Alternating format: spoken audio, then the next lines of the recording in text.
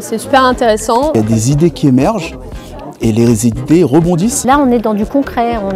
J'espère que le sujet sera pris au sérieux. C'était super intéressant. Il y a eu énormément de sujets qui ont été abordés. C'est une vraie expérience presque de démocratie collective.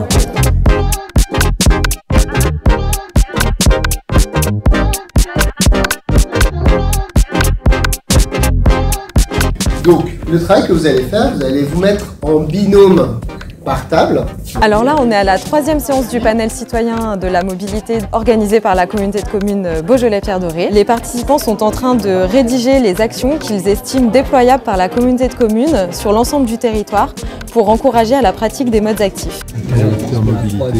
Ce qui m'a poussé à m'engager, c'est le fait de pouvoir devenir acteur, de participer à la réflexion sur un sujet qui est pour moi transversal. Le déplacement est au cœur de la société actuelle et être acteur là-dedans, c'est pouvoir porter sa voix, celle de notre entourage aussi, et pouvoir de notre côté aussi élargir cette réflexion pour amener des billes à la communauté de communes. J'habite un village de 1200 habitants et c'est vrai que je me dis demain, si j'ai plus de voiture, comment je vais faire pour bouger? J'aime bien moi être dans la perspective en fait de l'avenir plutôt que de me dire bon ça y est là il y a la falaise, faut que tu tombes. Moi j'aime pas ça. La communauté de communes Beaujolais-Pierre Doré a lancé l'élaboration d'une stratégie ambitieuse pour la mobilité à moyen et long terme. Après un diagnostic en 2023, nous poursuivons avec la création d'un plan local de mobilité en collaboration avec les acteurs locaux à travers le comité des partenaires, des groupes de travail technique, mais aussi un séminaire des maires et un panel citoyen de la mobilité. Ce PLM sera arrêté à l'automne 2025 et fixera des orientations et des actions pour favoriser la pratique des modes alternatifs à la voiture individuelle.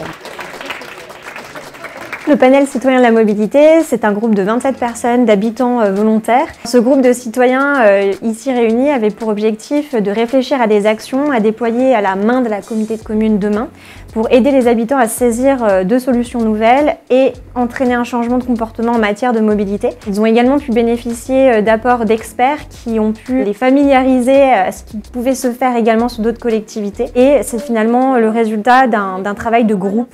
Leurs contributions enrichiront directement le plan local de mobilité et seront remises aux élus. Ce que je retiens surtout, c'est cette cohabitation entre plusieurs personnes qui utilisent des moyens différents et qui finalement arrivent à trouver des solutions pour que tout le monde puisse profiter de la mobilité. Ce que j'en retiens, c'est le fait qu'il y ait beaucoup d'informations, beaucoup de matière qui a été remontée, qui va être remontée aux politiques. J'espère vraiment que ça va porter ses fruits et que dans les années à venir, on va avoir vraiment des choses se mettre en place.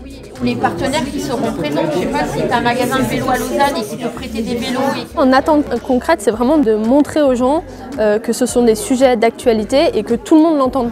Je ne veux pas que ce soit quelque chose qui reste à notre niveau, entre gens convaincus. Pour que tout le monde le fasse, il ne faut pas toucher juste les gens qui sont déjà touchés. Peut-être espérer voir, je ne sais pas, un jour derrière une voiture, voir un petit macaron disant coopté par ou validé par la Comcom. J'attends vraiment que les élus mettent en place des actions concrètes, que ce soit visible et qu'on puisse également s'en faire le relais en tant que panel citoyen.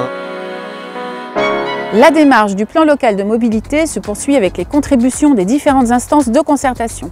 Une réunion publique aura lieu au printemps 2025 pour présenter le plan, suivie d'une phase de recueil des avis et d'une adoption prévue en octobre 2025.